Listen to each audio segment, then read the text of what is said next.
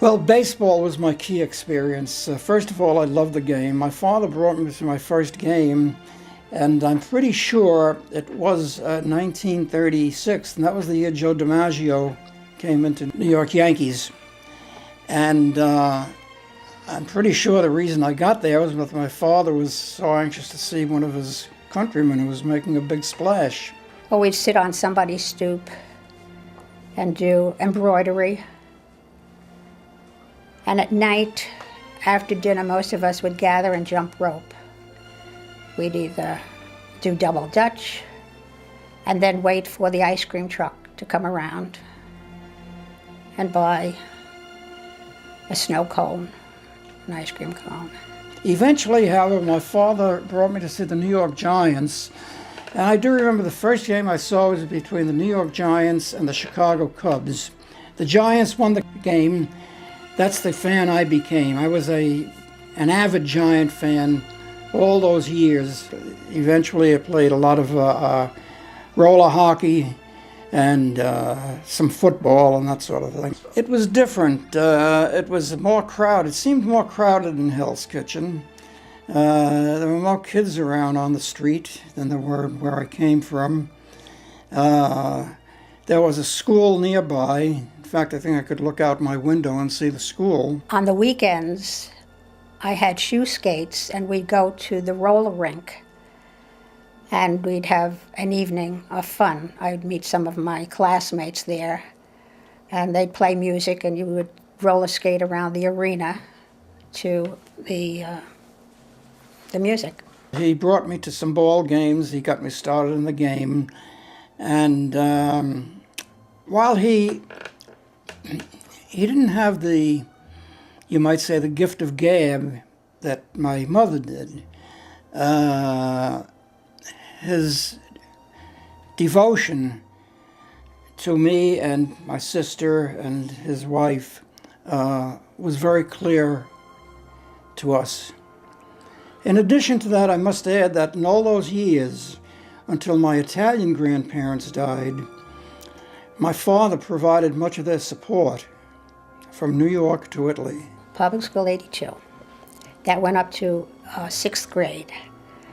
In 6th grade, we made our cooking aprons by hand because when we went to the next school for grades 7 and 8, we had cooking class. Well, the big holidays like Christmas and New Year's and the others were all celebrated with the entire family. You didn't put 4 people together and have a holiday. It was more like a dozen people, with the rest of the family coming in.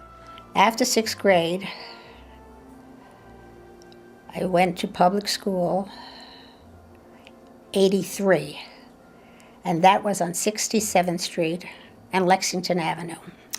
Well, my father was in the meat business, right? So that she became an expert at preparing meat products and pastas and various other things that hit the American palate.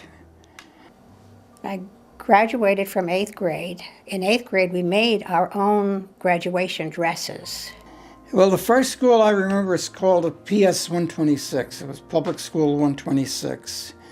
And I stayed in that until I went to high school. High school was known as Brooklyn Tech, Brooklyn Technical High School. And so I traveled from, at this time we lived in Queens. We had moved from New York City, had moved into Queens. So I traveled from Queens to Brooklyn in order to make my high school. In high school, I majored in Latin. I took Latin for 3 years, and I'm not sure if Latin is even featured in any of the schools today. But I graduated from Julia Richmond High School, an all-girls school, and they had a pool in this school, which was a delight. And baseball was the key element in my life.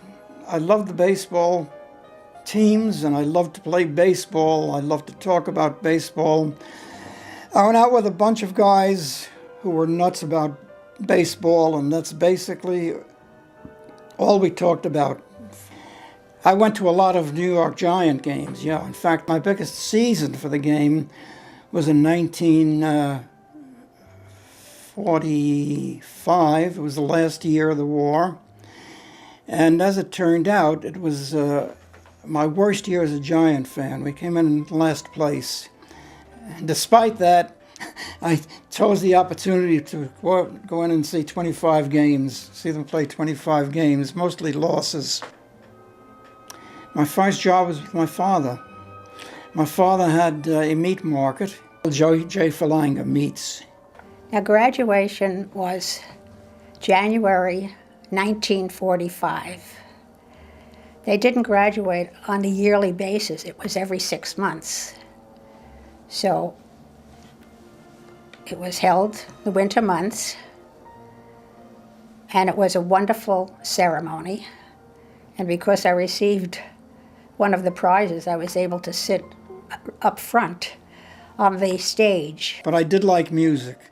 I listened to music. Particularly, I liked popular music. We went to some dances, right? I went to some dances. Never was much of a good dancer in those days, but I tried. As a teenager, growing up, it was a fun time. We were able to go to Coney Island on our own. We went to Rockaway. And I think as a teenager, I also started my theater going. I think one of my first plays may have been My Sister Eileen on Broadway. At that time, maybe the balcony seats may have been $1.25. I liked theater, and I still like theater. We went to a lot of dances. We went to church dances. And also some dances at the YWCA.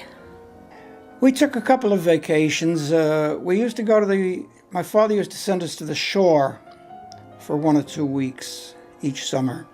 It was something called Rockaway. Well, at that time, the code of dress in high school was skirts and sweaters. And you'd pull up the sleeves. The teachers would say we looked like washerwoman.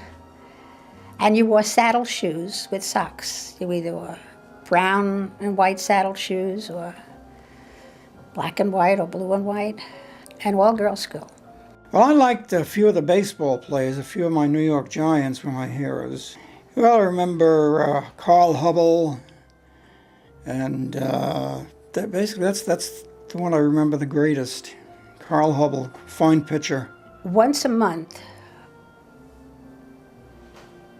the boys' schools, the nearby boys' schools, were invited to our dances. So we'd have a dance in the gymnasium, and that's how the boys came.